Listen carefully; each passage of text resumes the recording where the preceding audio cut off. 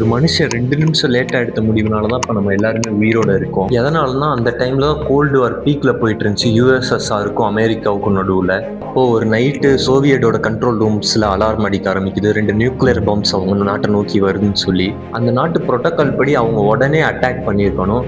ஆனால் இவருக்கு மேலே இருக்க அதிகாரி சொல்லியும் இவர் அப்படியே ஸ்டாப் பண்ணியிருக்காரு. ஏன்னா ரஷ்யான்றது ஒரு மிகப்பெரிய கண்ட்ரி, அதை அடிக்கணும்னா வெறும் 2 மிசைல்லாம் அடிக்க முடியாது. அதனால் அதை யோசித்து வெயிட் பண்ணுறாரு கொஞ்ச நேரம். அதுக்கப்புறம் தான் தெரிஞ்சது அது அவங்க ரேடார்ல இருந்து வந்த ஒரு சின்ன எரர் தான் சொல்லி. ஒருவேளை அந்த டைம்ல ரஷ்யா மட்டும் அந்த நியூக்ளியர் பாம்ஸை யூஸ் பண்ணியிருந்தாங்கன்னா கவுண்டர் அட்டாக்கு யூஎஸ்ஏவும் யூஸ் பண்ணியிருப்பாங்க. ஆனால் அந்த டைம்ல ரஷ்யாட்ட மட்டுமே 10,000+ நியூக்ளியர் பாம்ஸ் இருந்தது. அந்த டைம்ல ஒரு 100 மட்டும் யூஸ் பண்ணியிருந்தா ஒரு நியூக்ளியர் விண்ட் வந்திருக்கும்.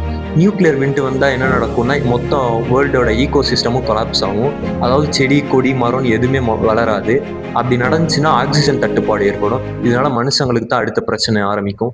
இதனால மொத்த மனுஷ இனமுமே அழிஞ்சிருக்க வாய்ப்பு இருக்கு. ஸோ இந்த மாதிரி மோர் வீடியோஸ்க்கு மறக்காம சப்ஸ்கிரைப் பண்ணிக்கோங்க.